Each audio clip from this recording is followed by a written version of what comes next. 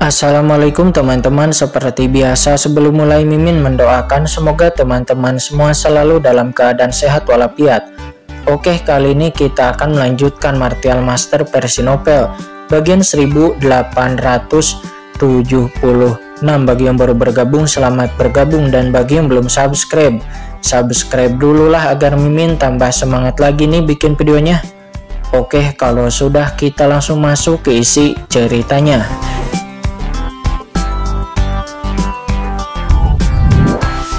Ekspresi aneh di wajah mereka. Gadis Taiyin ini sering mengorbankan kultivator laki-laki. Kinchan bertanya-tanya. Ya, tepat sekali, Kaisar Abadi mengangguk. Selama bertahun-tahun, aku tidak tahu berapa banyak kultivator laki-laki yang telah dikorbankan di wilayah ini di bawah perintah tuanku. Jumlahnya sangat besar sehingga hampir tak terhitung jumlahnya.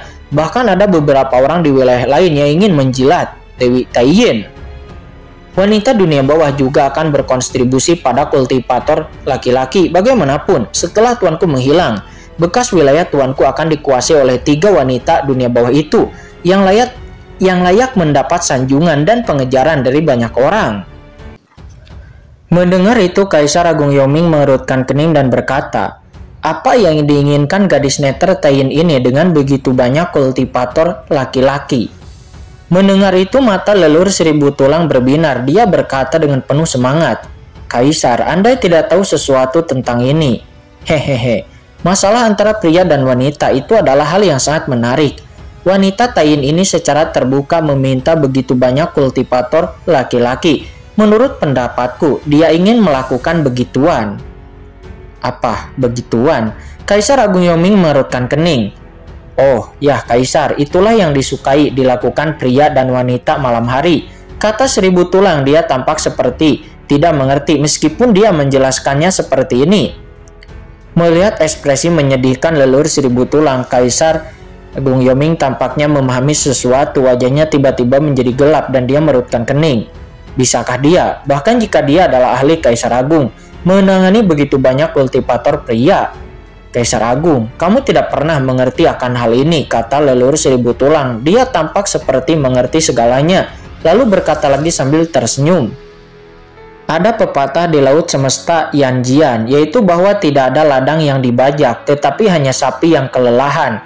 Wanita Taiyin pasti bisa mengatasinya, hei.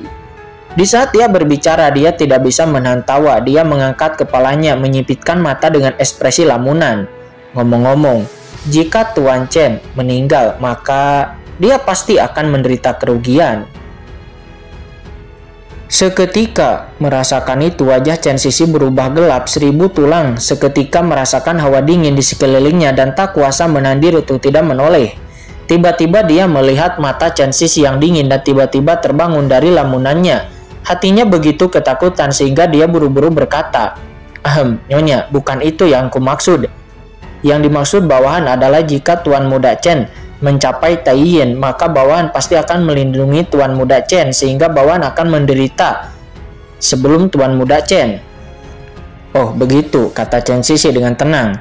Ya, tentu saja begitu, kata Seribu Tulang menyeka keringat dingin di dahinya. Dia menjelaskan dengan tergesa-gesa. Dan setelah memikirkannya, Taiyin mengumpulkan kultivator laki-laki. Mungkin bukan tujuan untuk yang itu, tetapi dia memiliki tujuan lain. Setelah mengatakan ini, leluhur Seribu Tulang menoleh untuk melihat Kaisar Simei. Kaisar Simei, kamu yang paling tahu. Misalnya, Kaisar Simei meskipun dia mempraktikkan cara pesona, dia sangat menawan di mata dunia saat itu, dapat memikat puluhan ribu orang dan dikatakan bahwa dia bahkan telah membesarkan banyak kultivator pria. Tetapi bawahannya tidak pernah mendengar bahwa Kaisar Simei memiliki keterikatan emosional dengan siapapun. Dan ini disebut menawan di permukaan tetapi konservatif di dalam. Namun tiba-tiba, duar. Sebelum dia bisa menyelesaikan kata-katanya, Kaisar Simei tiba-tiba menampar wajahnya dan segera membuatnya terbang ke belakang menjauh. Tuan, jangan dengarkan omong kosong orang ini. Meskipun aku membesarkan beberapa kultivator pria saat itu, namun aku memelihara mereka seperti babi untuk berlatih teknik pesonaku. Faktanya, aku masih tubuh Iwan Yin dan tidak pernah ada yang memasuki lubangku. kata Kaisar Sime. Dia menatap Qin Chen dan menjelaskan dengan tergesa-gesa juga nampak cemas.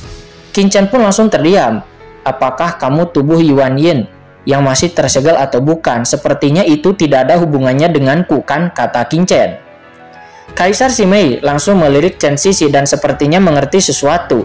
Dia menundukkan kepalanya dan berkata dengan tergesa-gesa, "Ini, Nyonya, bawahanku sangat ingin menjelaskan, hanya karena bawahan tidak ingin disalahpahami oleh tuanku. Tidak ada maksud lain, Nyonya Chen Sisi, bisakah kamu untuk tidak jangan salah paham?" Kata Kaisar Sime. Setelah mengetahui identitas Chen Sisi, Kaisar Sime tidak berani lagi membuat masalah di depannya. Meskipun mereka berdua adalah ahli kaisar, namun status permaisuri Ming Yue di dunia bawah juga jauh lebih kuat daripada dirinya, sama sekali tidak pada level yang sama. Hanya saja dia tidak menjelaskan, tetapi ketika dia menjelaskan, semua orang hanya merasa bahwa suasananya menjadi ambigu dan bahkan lebih aneh.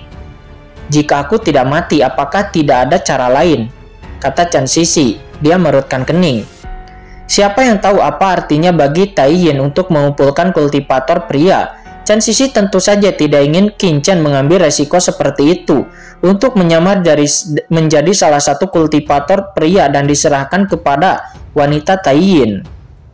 Apalagi Qin Chen mengambil resiko seperti ini untuk dirinya sendiri. Kaisar Abadi tersenyum pahit dan menggelengkan kepalanya. "Nona, bawahan ini hanya dapat memikirkan metode ini untuk sekarang. Lagi pula, aku belum pernah meninggalkan wilayah ini selama bertahun-tahun. Pergi dengan gegabah pasti akan menarik perhatian. Ini adalah metode yang paling cocok." Cocok? Ekspresi Chen Sisi menjadi gelap.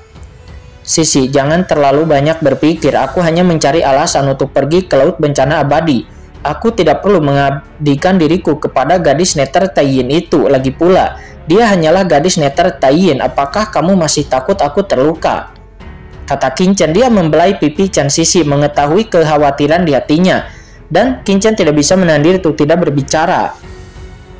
"Nyonya, jika ini tidak memungkinkan, aku bersedia mengorbankan diriku untuk melayani gadis dunia Tai Yin itu atas nama tuanku," kata Seribu Tulang. Pada saat ini Seribu Tulang terbang dan segera berbicara. Dia mengajukan diri. Wajahnya masih sedikit bengkak dan mulutnya cemberut. Kaisar Abadi melirik leluhur Seribu Tulang itu. Wajahnya ditutupi garis-garis hitam. Bisakah orang ini mengabdikan dirinya kepada Dewi Neter Tai Yin? Kaisar Abadi terdiam dan berkata, "Nona, Dewi Neter Tai Yin itu mengkhususkan diri dalam mengumpulkan biksu pria yang berlatih dengan cara-cara khusus. Pamanku berasal dari dunia yang dan auranya sangat istimewa. Ini adalah alasan yang bagus bagi pamanku untuk berada di depan yang lain." Alam semesta yang jian, bukankah orang ini sama? Melihat bahwa dia tidak memiliki harapan, Seribu Tulang segera menatap ke arah Molly, menunjuknya dan berkata, "Molly, yang masih pulih dari luka-lukanya dan dari sudutnya masih berceceran darah." Dia tiba-tiba menggigil dan merasa kedinginan di bawah tatapan semua orang. Apa artinya itu? Apakah mereka ingin mengabdikan dirinya kepada gadis Tai Yin itu? Wajah Molly tiba-tiba sangat jelek dan dia buru-buru berkata, "Qin Chen, kamu tidak boleh." Ya benar, orang ini baik-baik saja. Pada saat ini Kaisar Abadi di samping melirik Molly dan tidak bisa menahan diri untuk tidak mengangguk. "Kalau begitu, Molly, kamu bisa pergi bersamaku," kata Qin Chen berpikir sejenak. Dia ingin tahu apa tujuan gadis Tai Yin itu dalam mengumpulkan kultivator pria. Tidak peduli apa situasinya, dengan Molly di sekitar, dia dapat berbagi sebagian dengan dirinya sendiri. "Hah, persetan denganmu," kata Molly. Dia mengumpat dengan marah dalam hatinya. "Apa, kamu tidak mau?" kata Qin Chen merutkan kening dan melirik Molly. "Aku orang yang sangat demokratis dan tidak akan menentang keinginan siapapun. Jika kamu tidak mau, kamu bisa menolak. Kamu menolaklah kepada Kaisar Abadi." Qin Chen berkata dengan tenang, "Orang ini dan kita bertemu di dunia bawah secara kebetulan. Sekarang setelah bahayanya teratasi. Jika dia tidak mau, kirim saja dia keluar dari Gunung Guiming." "Ya benar," kata Kaisar Abadi. Dia akan mengirim Molly keluar dari Gunung Guiming. Setelah mengatakan itu, dia segera berbalik untuk melihat Molly. Molly tampak jelek, seolah-olah Molly sedang sembelit. Katanya dengan tergesa-gesa. Sekarang dunia luar telah diblokir oleh 5 gunung dunia bawah. Dan itu telah diblokir oleh Kaisar Yan dan Kaisar Wu Yue. Dan jika sampai dirinya Molly dikirim keluar dari Gunung Guiming, apakah dirinya masih akan memiliki kehidupan yang baik? Saya khawatir dalam beberapa hari dia akan ditangkap oleh Kaisar Wuyue dan yang lainnya. Bagaimana dia akan mati seperti itu? Dan tidak diketahui sama sekali. Aku harus bertahan. Molly menggertakkan giginya diam-diam dalam hatinya. Tidak apa-apa jika kamu mau, kata Kinchan melirik Molly dengan setengah tersenyum.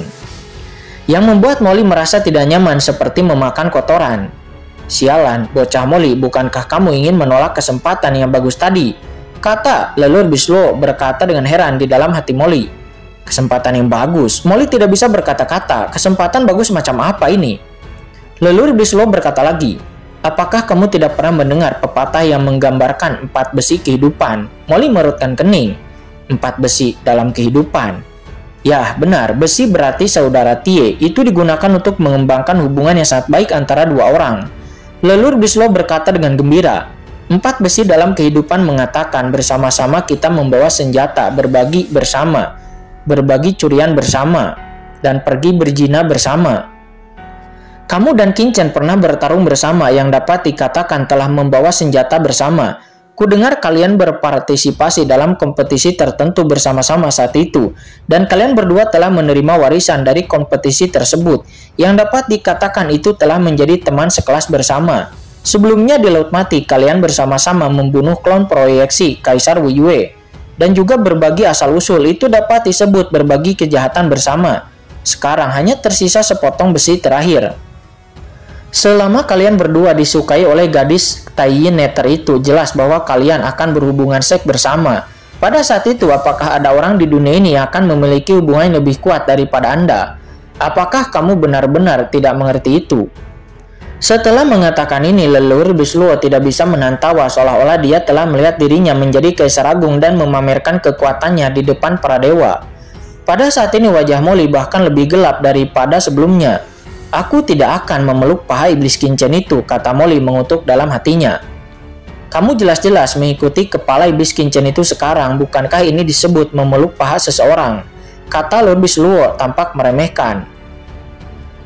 Kurang ajar, apa yang kamu tahu? Aku menanggung semua penghinaan ini itu demi Tuan Raja Bis Api Merah Cian, kata Molly. Baiklah, terserah padamu, kata Lord Bisluo berkata dengan nada yang meremehkan. Pada saat ini, Kinchan telah bernegosiasi dengan Kaisar Abadi untuk beristirahat selama 1 malam di sini sebelum berangkat keesokan harinya. Setelah membawa Kaisar Agung Yoming dan yang lainnya ke dunia kacau, Kinchan dan leluhur 1000 tulang segera meninggalkan istana Kaisar Abadi. Hah? Begitu dia keluar, Kinchan merutkan kening. Tuan, apakah Anda berubah pikiran dan akan mengorbankanku untuk gadis Taiyin itu? Kata 1000 tulang berkata dengan gembira ketika dia melihat Kinchan berhenti di depannya. Wajah Kinchan menjadi gelap dan dia mengabaikannya. Dia hanya mengangkat kepalanya menatap langit dan mengerutkan kening. Sepertinya ada yang mengawasiku di sini, kata Kinchan. Apa? Pengawasan di sini? Kata 1000 tulang. Dia menunjukkan ekspresi terkejut. Kaisar Abadi ini adalah kaisar yang sangat kuat. Siapa yang begitu berani? Pada saat ini Kaisar Abadi perlahan berjalan mendekat. Setelah melihat mata Kinchan, dia tertegun. Saudara, apakah Anda juga merasakannya? Kinchan mengangguk dan mengerutkan kening. Anda tahu, Kaisar Abadi mengangkat kepalanya dan menatap langit yang tak berujung. Lagi pula, bawahanku juga kaisar yang kuat. Bagaimana mungkin mereka tidak merasa ada yang mengawasi di sini? Tapi jangan khawatir, saat aku kembali di dalam area Mingsan, ada Aula Siming dan beberapa kain yang ditinggalkan oleh Tuan. Bahkan 4 Kaisar Agung mungkin tidak dapat menemukan petunjuknya di sini. Kinchan lalu bertanya dengan bingung, siapa pihak lain? Kaisar Abadi menggelengkan kepalanya, aku juga tidak tahu. 1000 tulang tercengang, apa kamu tidak tahu? Kaisar Abadi memandang Kinchan, orang ini sangat bersembunyi, dia tidak menggunakan kekuatannya untuk mengawasiku secara pribadi. Dia tampaknya menggunakan semacam harta karun untuk mengamati pergerakanku di Gunung Guiming. Selain itu, aku selalu mempertahankan kultivasi transenden puncak tingkat ketiga, dan aku tidak berani mengekspos diriku sama sekali. Aku tidak pernah mengungkapkan kekuatanku, jadi dia tidak menemukan identitasku. Tetapi yang pasti adalah orang ini seharusnya memiliki kecurigaan terhadapku, tetapi dia tidak ada bukti. Lalu, apakah kamu memiliki dugaan tentang pihak lain? Tanya Kinchan. Kaisar Abadi menggelengkan kepalanya dan berkata dengan senyum pahit, "Tidak, bawahanku bahkan tidak pernah menemukan dari mana pihak lain dapat memata-matai, apalagi menebak identitas pihak lain." "Tidak dapat mengetahui dari mana pihak lain memata-matai," kata Qin. Dia tertegun. Qin menyipitkan matanya dan merasakan dengan hati-hati. Benar saja, meskipun Qin merasakan kekuatan samar yang tampaknya sedang mengamati dan memata-matai Gunung Guiming, namun kekuatan ini sangat samar dan mustahil untuk menemukan lokasinya. Jika dia langsung menggunakan mata penciptaan dan mengamati dengan kuat, pihak lain pasti akan menemukan petunjuknya. "Kaisar Agung Yoming, bisakah kamu merasakan dari mana kekuatan pengintaian ini berasal?" kata Qin, berkata kepada Kaisar Agung Yoming di dunia kacau. Kaisar Agung Yoming mengerutkan kening. "Nah Qin, kekuatan ini tampaknya sangat mirip dengan serangan yang kita alami saat memasuki dunia bawah. Namun aku tidak dapat mengamati dari mana asalnya." "Oh, hanya itu," Qin berpikir secara serius. Ketika Qin datang ke dunia bawah pertama kalinya dari alam semesta asli melalui saluran luar angkasa, Qin disergap, dan pada akhirnya Kaisar Agung Yoming lah yang kehilangan sumbernya sebelum kemudian mereka mampu melarikan diri. Namun meskipun begitu, Qin masih terluka parah dan dia dibuang ke penjara laut mati. Jika bukan karena serangan orang ini, Qin mungkin tidak akan menerima warisan dari Kaisar Dewa Nisa. Namun, bahkan Kaisar Agung Yoming tidak dapat merasakan dari mana orang yang memantau tempat ini berada, yang hal ini pun cukup merepotkan. "Saudaraku, kekuatan ini tampaknya berasal dari tubuh asli Sungai Panjang," kata Xiao Xiao pada saat ini. Xiao Xiao menatap langit di luar dunia kacau dan tidak dapat menahan diri untuk tidak berkata, "Sungai Panjang sebelumnya, ya, Sungai Neter orang mati." Qin langsung mengerti, tidak heran dirinya tidak dapat merasakan keberadaan pihak lain yang memata-matai. Ternyata pihak lain merasakan dunia bawah dengan kekuatan sungai mayat hidup. Bagaimana orang biasa dapat mendeteksinya? "Kaisar Abadi, siapa yang dapat mengendalikan sungai orang mati sekarang?" tanya Qin dengan ragu. Kaisar Abadi berpikir sejenak dan menjawab, "Sungai orang mati adalah sungai ibu dunia bawah. Tidak ada yang benar-benar dapat mengendalikannya. Siapapun dapat memasuki sungai mati untuk berkultivasi, dan selalu ada beberapa kaisar agung yang menjaganya di luar sungai mati." Alhasil Qin tidak mengetahui apapun, dan dengan cara ini Qin tidak dapat mengetahui ahli kaisar agung mana yang menyerangnya ketika memasuki dunia bawah waktu itu. "Jangan khawatir, selama Anda berada di dunia bawah, Anda akan bertemu orang ini cepat atau lambat," gumam Qin. Dia menyipitkan matanya dan berkata pada dirinya sendiri. Tetapi pada saat ini ketika Qin merasakannya lagi, rasa ingin tahu itu telah menghilang. Jelas pihak lain tidak memantau tempat ini sepanjang waktu, tidak heran dia tidak menyadarinya pada awalnya. Selanjutnya tak lama kemudian Kaisar Abadi membawa Qin ke sebuah halaman. "Qin, halaman ini adalah tempat tinggal tuanku ketika dia datang ke sini. Aku telah menjaganya. Sekarang setelah kamu dan nona muda ada di sini, aku bisa tinggal di tempat ini untuk tuan muda," kata Kaisar Abadi berkata dengan hormat. "Di mana ibuku tinggal?" kata Chen Sisi bertanya. Dia melangkah keluar dari dunia kacau. Melihat halaman di depannya, dia merasakan keintiman yang tak dapat dijelaskan. "Adapun kalian berdua, ikutlah denganku dan aku akan membawa kalian untuk tinggal di tempat lainnya," kata Kaisar Abadi kepada leluhur Seribu Tulang dan Molly yang berdiri di samping. Seribu Tulang ingin mengatakan sesuatu lagi, tetapi ketika dia melihat Qin dan Chen Sisi berjalan ke halaman sambil berpegangan tangan, Seribu Tulang segera menutup mulutnya. Setelah beberapa saat, Kaisar Abadi membawa Seribu Tulang dan Molly ke halaman lainnya. "Aku akan tinggal di sini." Melihat rumah di depannya yang jelas berkali-kali lebih sederhana daripada rumah Qin, mata Seribu Tulang membelalak. "Apa, kamu tidak menyukainya?" kata Kaisar Abadi meliriknya. "Aku jarang kedatangan tamu di Gunung Guiming, jadi aku tidak punya banyak kamar tamu. Jika kamu tidak mau, kamu bisa tinggal bersama bawahanku. Tetapi jika ada yang bocor, jangan ucapkan selamat tinggal." Seribu Tulang pun tidak bisa berkata-kata, dia hanya memiliki ekspresi jelek. Anda harus tahu bahwa ketika dirinya berada di bawah komando Kaisar Agung Yoming, istana tempatnya tinggal sangatlah megah. Sementara di samping, Molly tidak mengatakan apa-apa dan dia langsung masuk ke salah satu ruangan. Iblis Kincen, suatu hari nanti aku akan memberitahumu siapa yang sebenarnya paling kuat di antara kita, kata Molly. Dia berdiri di ruangan itu mengepalkan tinjunya. Aura yang menakutkan tiba-tiba melonjak melalui tubuhnya dan matanya bersinar dingin. Oke. Pada saat ini leluhur Bislo berkata dengan jijik, jangan menangis sepanjang hari seolah-olah kamu telah dianiaya. Apa yang salah dengan kita mengikuti paha iblis Kincen itu? Lihat bawahannya, semuanya minum dan makan yang sama. Jika kamu mengikutinya, kamu tidak perlu bekerja keras lagi, tinggal berbaring saja. Betapa menyenangkannya itu, kata leluhur Bislo. Molly meliriknya tanpa bisa berkata-kata. Apakah kamu begitu tidak berharga? Apa yang kamu sebut itu benar-benar tidak berharga? Sementara di lain sisi, di halaman permaisuri Mingyue, Kincen memegang tangan Chen Sisi dan berjalan perlahan ke sini, melihat semua yang ada di sini. Terlihat di sini mereka sepertinya merasakan kehadiran permaisuri Mingyue.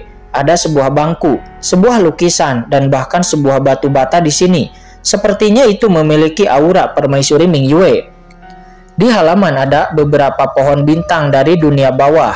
Ratusan juta tahun telah berlalu dan pohon-pohon bintang di sini telah tumbuh setinggi kanopi. Bintang-bintang bersinar dengan sangat indah. Chen Sisi memegang tangan Kincen dan berjalan di halaman, melalui aula, melalui sayap, dan tanpa sadar tiba di kamar tidur. Kamar tidur tempat permaisuri Mingyue tinggal tidak terlalu besar, tetapi didekorasi dengan indah. Tidak mewah namun memiliki sentuhan keanggunan. Sulit untuk membayangkan bahwa ini adalah kamar tidur dari seorang ahli Kaisar Agung dunia bawah. Dan di kamar tidur ini, Kincen dan yang lainnya masih dapat melihat beberapa gaya dunia yang sangat jelas. Ada juga sebuah lukisan yang tergantung di dinding kamar tidur. Itu adalah lukisan pemandangan. Di tepi danau yang berkilauan, seorang gadis memegang dagunya dan menatap danau. Meskipun itu hanya pandangan belakang, namun itu dapat membuat orang merasakan hati yang santai, damai. Di atas meja di bawah lukisan ada beberapa pena dan tinta serta kertas. Rupanya permaisuri Mingyue pernah menulis di sini. Kincen tersenyum, tidak pernah menyangka bahwa permaisuri Mingyue seperti manusia biasa di dunia kosmik. Pada saat ini Kincen merasakan Chen Sisi menariknya. Kincen menoleh dan melihat Chen Sisi pertama kali melirik tempat tidur besar di kamar tidur itu, lalu melirik Kincen, lalu menundukkan kepalanya dan menggigit bibir Kincen dengan ringan tampak malu. Kincen tertegun. Chen, kurasa, kata Chen Sisi dengan lembut, suaranya seperti nyamuk dan wajahnya langsung memerah seperti apel matang. Ini tidak bagus, bagaimanapun juga ini adalah kamar tidur ibumu, dan di dunia kacau sebelumnya, bukankah kamu sudah... Kata Kincen dengan tergesa-gesa, bukankah di dunia kacau sebelumnya mereka telah melakukannya? Sebelumnya, aku bersama Yukiansu dan yang lainnya, tetapi sekarang hanya kita berdua. Aku ingin memilikimu untuk diriku sendiri, kata Chen Sisi mengangkat kepalanya dan menatap Kincen, matanya kabur. Bahkan jika kamu tidak cemburu, siapa yang tidak ingin memiliki kekasih yang hanya menjadi miliknya? Aku... Tepat di saat Kincen hendak berbicara, Chen Sisi berinisiatif untuk langsung mencium Kincen. Lidahnya yang merah dan hangat dengan cepat menjelajahi area tersebut. Kincen tiba-tiba merasa panas di sekujur tubuhnya. Dia segera memeluk Chen Sisi dan melangkah ke tempat tidur di sampingnya, dan kemudian terdengar suara-suara lembut di tempat tidur itu, dan tempat tidur itu bahkan bergoyang. Aku tidak menyangka bahwa nona muda itu sangat merindukan tuannya sehingga dia tidak beristirahat sepanjang malam. Dia pasti mengingat adegan ketika tuannya tinggal di sini dan dia sangat sentimental. Ada pergerakan di halaman sepanjang malam dan Kaisar Abadi secara alami pun dia merasakannya. Dia menatap langit yang tak berujung, matanya basah. Saya pikir wanita muda itu tidak pernah bertemu dengan tuannya dan tidak punya perasaan padanya. Tapi sekarang tampaknya dia terlalu berpikir terlalu jauh. Bagaimanapun ibu dan anak itu saling terhubung. Di hari kedua, itu sangat cerah. 1000 tulang tidak bisa tinggal lama di rumahnya. Jadi dia datang untuk menunggu di luar halaman rumah Kincen pagi-pagi sekali. Molly dan Kaisar Abadi segera datang ke sini dan terus menunggu. Dan setelah beberapa saat terdengar suara berderit. Pintu halaman terbuka dan Kincen bersama Chen Sisi keluar. Hah? Begitu kedua orang itu keluar, leluhur 1000 tulang mengeluarkan ekspresi terkejut. menatap Chen Sisi dengan heran, mulutnya sedikit terbuka. 1000 tulang, ada apa? Kata Qin Chen merutkan kening dan menatapnya. Apa yang terjadi dengan leluhur 1000 tulang? Dia selalu terkejut sepanjang hari. 1000 tulang tiba-tiba berkata dengan gembira, Tuan Muda Chen, ini pertanda baik. Lihat, baru 1 malam berlalu, kulit Nyonya tampaknya telah banyak membaik. Wajahnya jauh lebih berseri-seri dan wajahnya menjadi kemerahan.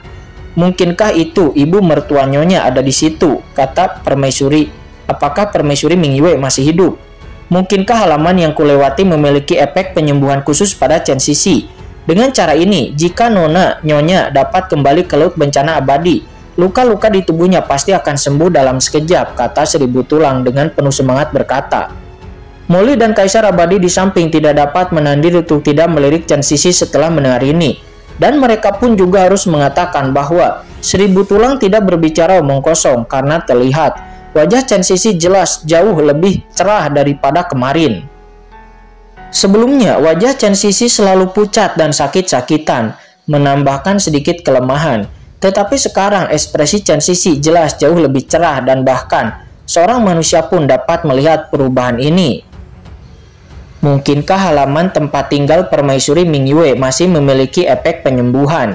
Kata 1000 tulang untuk sesaat. 1000 tulang dan Molly menjadi semakin penasaran. Dan permaisuri Ming Yue yang legendaris tidak dapat menahan untuk tidak melihat Kaisar Abadi.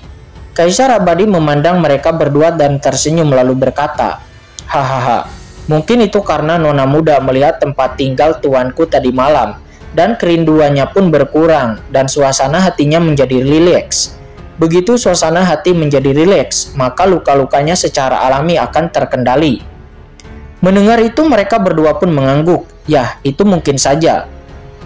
Suasana hati baik atau buruk itu sebenarnya memiliki efek yang sangat baik untuk meredakan kondisi. Bahkan manusia biasa pun tahu ini. Chen Sisi tersenyum tipis dan melirik Qin Chen dengan Chen Sisi secara alami tahu mengapa kulitnya menjadi membaik secara pesat. Karena dia adalah satu-satunya yang menemani Qin Chen semalam tadi. Jadi tentu saja Chen Sisi tidak memiliki terlalu banyak beban. Chen Sisi semalam benar-benar tenggelam dalam hubungan yang indah dengan Qin Chen. Alhasil setelah pagi, bagaimana mungkin Chen Sisi tidak berseri-seri?